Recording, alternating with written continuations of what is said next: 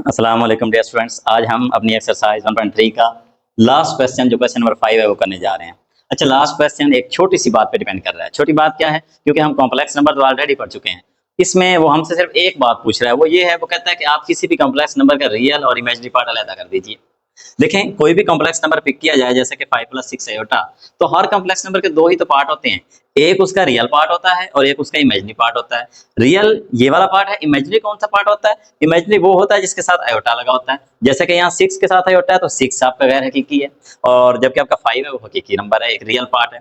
तो जस्ट आपसे ये कहा जा रहा है कि आप इसका रियल और इमेजिनरी पार्ट अलग कर दीजिए। इट मीन्स कि आपको जब ये कंफर्म है कि रियल पार्ट हमेशा हमारा कौन सा है, रियल हमारा ये सिंपल जो आपके पास एक रियल नंबर दिया होता है, और वो वाला रियल नंबर जिसके साथ अयोटा लगा है उसे आपने इमेजिनरी कहना है। ये बात आपने याद रखनी है।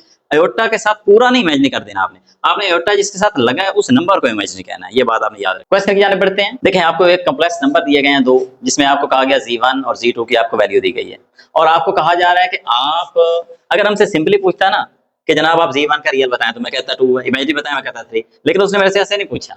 वो मुझे कहता है कि आप Z1.Z2 का रियल बताएं, मतलब Z1 और Z2 को मल्टीप्लाई करें और मल्टीप्लाई के बाद जो आंसर आता है उसका रियल बताएं। तो कोई मसला ही नहीं, हम मल्टीप्लाई कर देते हैं। देखिए Z1.Z2 इन दोनों नंबरों की मल्टीप्लिकेशन है, तो कैसे मल्टीप्लाई, तो आपको आता है, ये देखिए 2 1 2 आ जाएगा और 2 आयोटा हो जाएगा आगे, आपको पुराना पता है। फिर 3 की बारी, 3 1 3, तो 3 आयोटा आ जाएगा, और 3 आयोटा जब आयोटा से मल्टीप्लाई होगा तो बनेगा 3 आयोटा का स्क्वायर। आसान बात है।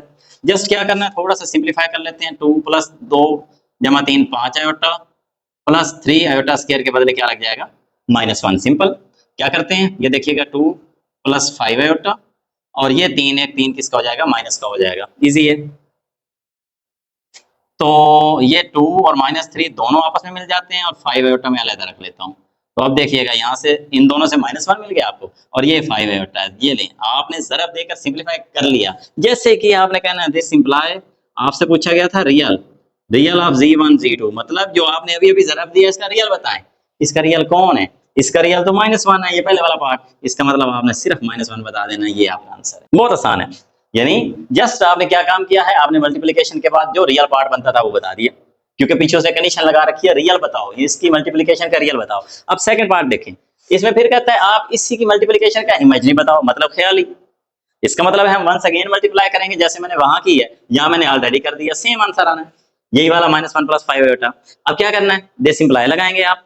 Imaginary of Z1 Z2 is equal to, देखना आयोटा के साथ जो नंबर है वो आपका होता है हमेशा इमेजिनरी पार्ट। याद रखिएगा विद सिंबल लिखना है। अगर -5 है तो फिर -5 लिखिए, +5 है तो प्लस लगाने की जरूरत नहीं है, लिहाजा मैंने 5 लिख दिया है। तो बहुत आसान क्वेश्चन। इस तरह का क्वेश्चन जो आपकी नेक्स्ट एक्सरसाइज है 1.4, उसका फर्स्ट क्वेश्चन भी यही है। वहां भी आपसे रियल और इमेजिनरी पार्ट अलग अलग करने को कहे गए हैं। तो इंशाल्लाह नेक्स्ट लेक्चर में हम इसकी मजीद वजाहत करते हैं। तब तक के लिए अल्लाह हाफिज, थैंक यू।